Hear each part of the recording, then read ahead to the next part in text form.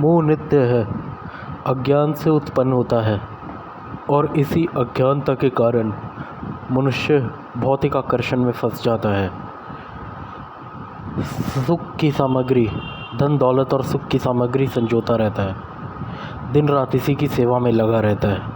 वो ना जानता कि देह ईश्वर है, उसे निरासुत होना पड़ेगा, तभी वो दान का आनंद पा सकेगा, दान का असली आनंद पा सकेगा। आज हमारे 3 भक्त इसी आनंद को पाने जा रहे हैं और अपना शुद्धिकरण कराने जा रहे हैं।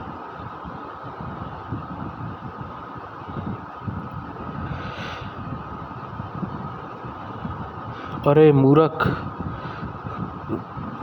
गलती सुधारने का वक्त है अब। कब तक बर्बाद होते रहोगे माया में लिपट के? कुछ साथ ना जाएगा तुम्हारे। अरे जीते जी स्वर्ग में जीने का मौका मिल रहा है। प्रसाद ग्रहण करो और परम आनंदित हो जाओ।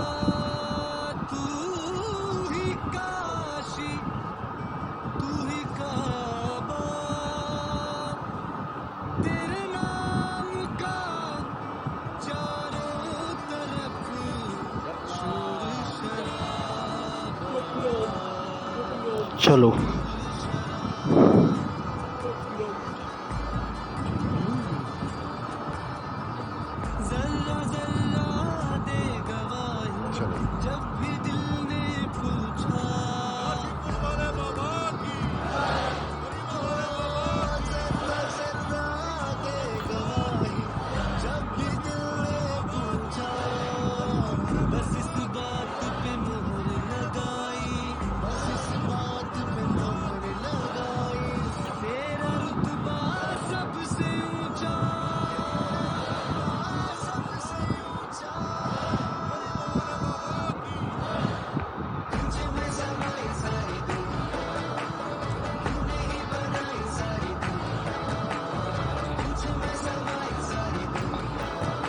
बाबा जी, ये परमी का भाई है। देख भाई, तेरी बहन को आश्रम में इसलिए शर्म मिली क्योंकि उसने तेवर दिखाया आश्रम के लिए कुछ करने के।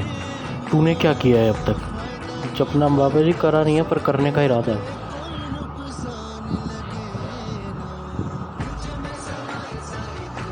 तुम बात ये है कि सेवा की भावना नहीं,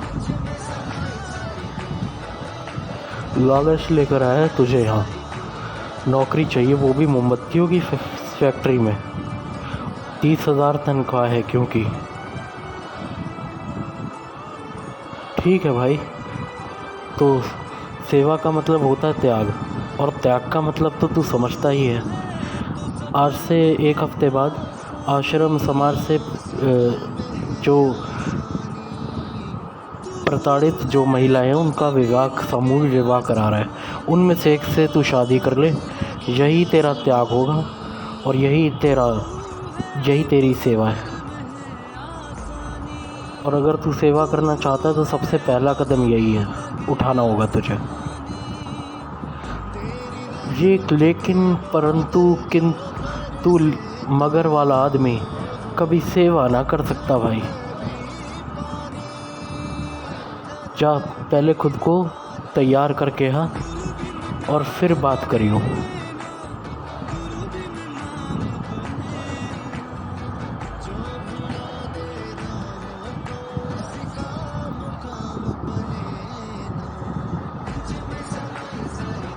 सौंप तू अपना सब, मोह माया तन धन मन सब, और फिर देखो कैसा आनंद मिलता है। ये लेकिन किंतु परंतु मगर पर से नहीं छूट पाया अभी तक तू। बाबा जी, मैं तो ये कह रहा था कि ये जो वो है ना, यही समस्या की जड़ है, यही सबसे बड़ी समस्या है। वो मैं कह रहा था, बबीता जी भी साथ में समझ गया। तो शादी विवाह के बाद संसारिक सुख में जकड़ गया है तू। तेरी इंद्रियों ने तेरी आत्मा को वश में कर लिया। बोपा किसी और को चुनो। असल में गलती तेरी नहीं, आत्मा की है। वो जब तक शुद्ध नहीं होगी तब तक तू शुद्ध नहीं हो पाएगा। दिमाग में गंध भरती रहेंगी, दिल में गंध भरती रहेंगी, तू संसार में भटका हुआ और कंफ्यूज रहेगा। मैं भी गुजरा हूँ इस तकलीफ़ से, इसलिए जानता हूँ। बाबा जी आप? अरे हाँ, कृपा होने से पहले साधारण व्यक्ति भी था मैं भी। मेरी भी शादी हो रखी है। अब तू अपनी पत्नी को देखता है तो उसकी आत्मा को नहीं, देह को देखता है। जिस दिन आत्मिक रूप से जुड़ेगा तू उससे, तब तू उसकी आत्मा को देखेगा। आत्मिक रूप से तब जुड़ पाएगा। अब हम अपनी पत्नी को छोड़कर कितने सालों से यहाँ बैठे हैं, लेकिन आत्मिक रूप से हम आज भी उसके साथ हैं। इसलिए आत्मा का शुद्धिकरण होना बहुत ज़रूरी है। बाबा जी शुद्धिकरण ये क्या होता है? शुद्धिकरण मेरा हर सच्चा भक्त कराता है। अरे नहीं नहीं बाबा जी, ये नहीं करवा पाएगा, नया नया बच्चा है क्या? नहीं नहीं मैं करवा लूँगा बाबा जी, मैं करवा लूँगा। मुझे बताइए क्या करना होगा मुझे? ये तैयार है भोपे। ये भटक जाता है कभी कभार, लेकिन दिमाग ठिकाने आने पर सही बात करता है। कराओ इस बच्चे का शुद्धिकरण, इस बच्चे का।